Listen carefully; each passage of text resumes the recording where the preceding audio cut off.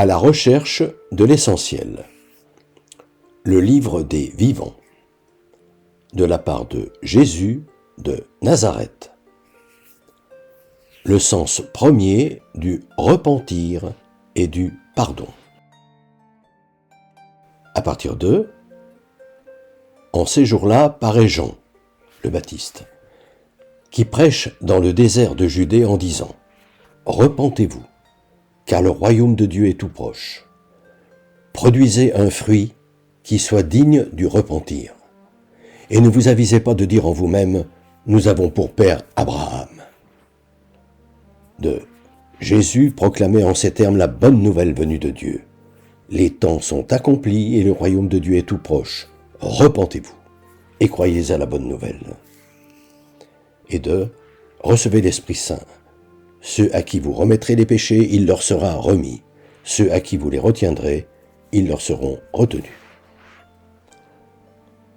La rémission des péchés. Que peut bien vouloir dire cette formule étrangère à notre temps?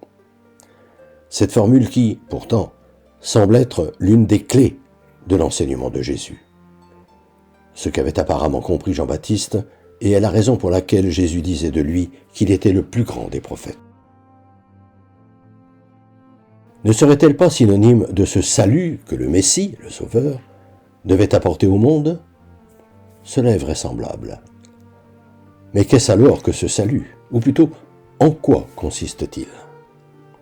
Faut-il l'entendre pour la fin des temps, c'est-à-dire après notre mort, ainsi que cela est généralement enseigné, ce qui est un peu facile, ou bien pour aujourd'hui, ici et maintenant, ce qui dès lors nous fait entrer de plein pied dans cette génération mauvaise et adultère dont parlait Jésus, lequel, soyons-en certains, lorsqu'il utilisait cette expression, ne pensait pas qu'à ses contemporains.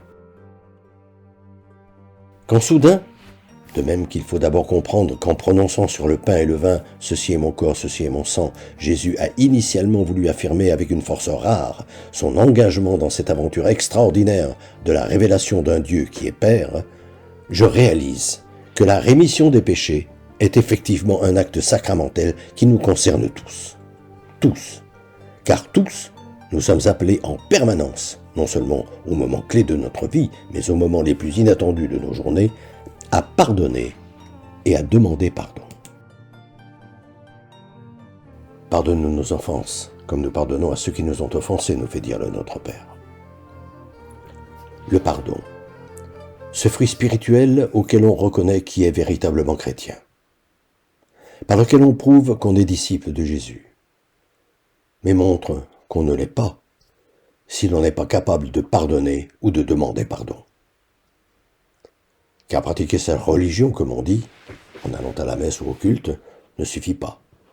Dans cet esprit se rappeler, ainsi le quittèrent ceux qui n'acceptaient pas que Jésus dise « Si vous ne mangez la chair du Fils de l'homme et ne buvez son sang, vous n'aurez pas la vie en vous. Qui mange ma chair et boit mon sang, a la vie éternelle. » Ce pardon que l'on accorde à qui nous fait mal, ou plus difficile encore, que l'on demande à celui ou celle que l'on a offensé, sous peine d'être séparé de lui ou d'elle à jamais. Ainsi que je l'avance quand je traduis le verset du Notre Père, délivre-nous du mal. Ce pardon, qui est l'œuvre de l'Esprit Saint, auquel le Fils de l'homme en devenir que nous sommes, nous qui attendons la venue du royaume de Dieu, confie le soin de faire le ménage dans notre maison, dans notre intérieur, en nous. À la semaine prochaine. Fraternellement. Depuis des années, environ une fois par mois, j'envoie une lettre d'information spirituelle à tout mon carnet d'adresses. Le thème du moment est, depuis janvier 2019, « Être chrétien, ça veut dire quoi ?» Si ce sujet vous intéresse, n'hésitez pas à me transmettre votre mail, en vous contentant d'indiquer auditeur YouTube, vos noms et prénoms, et éventuellement votre numéro de téléphone si vous souhaitez me parler.